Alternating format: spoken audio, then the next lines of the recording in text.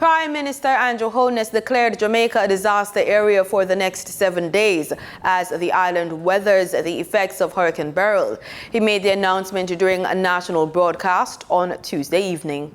The measure will remain in force until July 10 and may be cited as the Disaster Risk Management Enforcement Measures Hurricane Beryl Order 2024.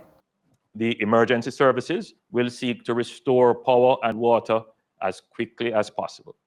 However, citizens should not seek to remove down poles or power lines or disturb water mains. Please use the emergency numbers given to report damage to public utilities and do not take unnecessary risks. Additionally, the JCF and the JDF will be fully mobilized to maintain public order and assist with disaster relief as soon as the hurricane has passed. The security forces have developed strategic plans to counter any potential threat of looting or any other opportunistic crimes during this period.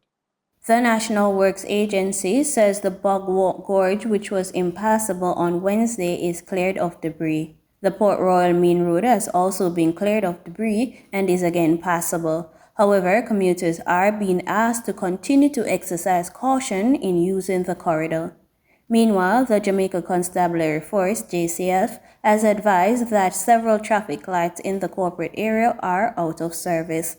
Motorists are urged to proceed with caution and consider fellow road users to ensure safety.